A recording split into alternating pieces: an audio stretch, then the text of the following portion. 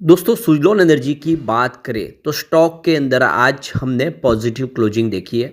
जबकि बाजार में गिरावट का माहौल था। निफ्टी एनर्जी में आज काफ़ी बड़ी गिरावट थी। वैसे तो सुजलॉन एनर्जी का स्टॉक पिछले कई समय से सीमित दायरे में ही ट्रेड कर रहा है। कोई खास बड़ी तेजी बन नहीं पा रही है, लेकिन एक तरह से इसको सपोर्ट भी मिला है। गिरावट भी काफ़ी कम हो रही है यहाँ पे।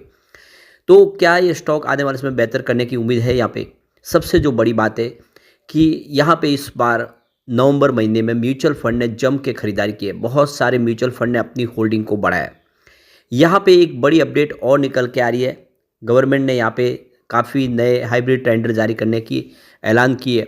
सरकार अपना जो गोल सेट कर चुके हैं कि 2030 तक कम से कम 500 गीगावाट की कैपेसिटी रिन्यूएबल के माध्यम से पाना है, और आने वाला जो 2070 तब तक नेट जीरो कार्बन पे जाना है। ऐसे में रिन्यूएबल एनर्जी के लिए सरकार ने अपनी तरफ से सब कमर कस ली है। ऐसे में क्या है आगे की संभावना, उसको जानेंगे इस वीडियो के माध्यम से। लेकिन फ्रेंड्स, उससे पहले अगर आप पहली बार हमारे चैनल पे आए तो चैनल को सब्सक्राइब कर दीजिए, एक बेल आइकॉन दबा दीजिए ताकि जब भी नया वीडियो बने पहला नोटिफिकेशन आपको मिले। वीडियो पसंद आए तो लाइक से जरूर कीजिए। चलो फ्रेंड्स, वीडियो स्टार्ट करते हैं। मैं हूँ आपका दोस्त SB दवे और हमारे अपने चैनल ऑनलाइन कमाई में आपका बहुत बहुत स्वागत है।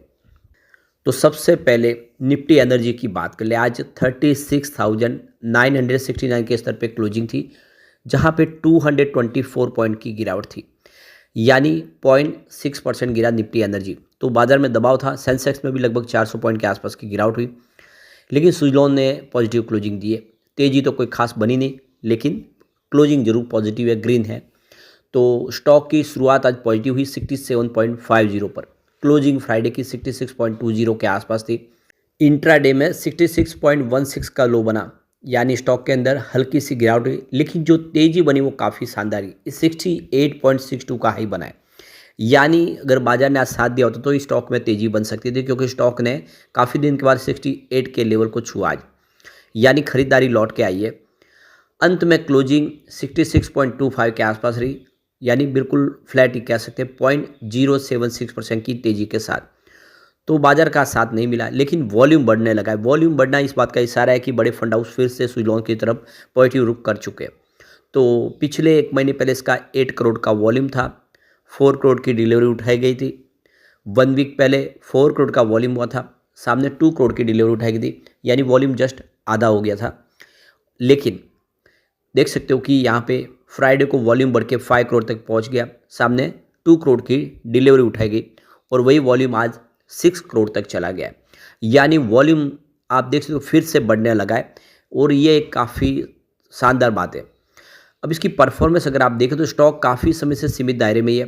अगर हम यहाँ पे देखें तो 21 नवंबर को स्टॉक 65 के आसपास था, उसके बाद 3 दिन लगातार गिरावट हुई।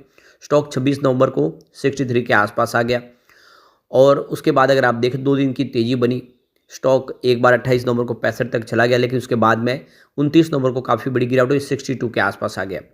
लेकिन उसके बाद स्टॉक ने फिर दौड़ना शुरू किया, तो काफ़ी बेहतर दौड़ लगाई, और 29 नवंबर को जो स्टॉक 62 के आसपास था, वो देख सकते हो कि 5 दिसंबर को लगभग 68.80 पर इंट्राडे में हाई में चला गया, यानी काफ़ी ऊपर बेहतर किया। उसके बाद स्टॉक में आप देख ही सकते हो कि करीब 5 ट्रेडिंग सेशन में लगातार गिरावट हुई है। 68 के आसपास जो स्टॉक था वो गिरते हुए 65 तक आ गया, और आज फाइनली इंट्राडे में स्टॉक देख सकते हो कि फिर से 68 को टच किया है। यानी स्टॉक अभी 70 के ऊपर जा नहीं पा रहा है और 60 के नीचे नहीं जा रहा है, एक दायरे में ट्रेड कर रहा है। फिलहाल किसी बड़े ट्रिगर का इंतजार कर रहा है। इसके सिंपल मूविंग एवरेजेस को अगर हम देखें तो 5 डेज़ के हिसाब से 66.38 का सिंपल मूविंग एवरेज है। 10 डेज के हिसाब से 66.68 का सिंपल मूविंग एवरेज आपको देखने को मिलेगा। 20 डेज़ के हिसाब से 64.70 का है, और बात करें अगर 50 डेज़ की तो ये आपको 67.59 का सिंपल मूविंग एवरेज दिखाई देगा। 100 डेज के हिसाब से 71.25 है, और 300 डेज का सिंपल मूविंग एवरेज 58.58 का है। तो ये क्लियरली आप देख सकते हो। अब यहाँ पे 30 नवंबर 2024 के म्यूचुअल फंड के ताज़ा आंकड़े हमारे सामने आ चुके हैं। किस किस म्यूचुअल फंड ने यहाँ पे निवेश किया है, तो ये देख सकते हो। सबसे ऊपर है HSBC मिड कैप डायरेक्टर है, 569.38 करोड़ का इन्वेस्टमेंट किया है। उनकी होल्डिंग में मंथ ऑन मंथ बेसिस पे कोई भी बदलाव नहीं हुआ है। फिर Motilal Oswal large and mid cap direct का यहाँ पे 264.79 करोड़ का इन्वेस्टमेंट है, उनकी होल्डिंग में भी कोई बदलाव नहीं है। उसके बाद HSBC एग्रेसिव हाइब्रिड डायरेक्ट ने 159.13 करोड़ का इन्वेस्टमेंट किया है, होल्डिंग में कोई बदलाव नहीं हुआ है। उसके बाद Motilal Oswal ELSS tax saver direct का 151.59 करोड़ का इन्वेस्टमेंट है और यहाँ पर भी मंथ ऑन मंथ बेसिस पे कोई भी आपको चेंजेस होता हुआ दिखाई नहीं देगा। इसके बाद कैनरा रेबेको इमर्जिंग इक्विटी डायरेक्ट का 117.39 करोड़ का इन्वेस्टमेंट हुआ है, उनकी holding 55.70% month on month basis पे बढ़ी है। इसके अलावा इन्वेस्को इंडिया कॉन्ट्रा डायरेक्ट का यहाँ पे 141.84 करोड़ का इन्वेस्टमेंट हुआ है, उनकी होल्डिंग में कोई बदलाव नहीं हुआ है। इसके अलावा इन्वेस्को इंडिया फोकस फंड का 141 करोड़ का इन्वेस्टमेंट है, 4.92% की होल्डिंग मंथ ऑन बेसिस पे यहाँ पे आपको बढ़ती हुई दिखाई देगी। इसके अलावा एक्सिस ग्रोथ अपॉर्चुनिटी डायरेक्ट ने 132.83 करोड़ का इन्वेस्टमेंट किया है, होल्डिंग में कोई बदलाव नहीं है।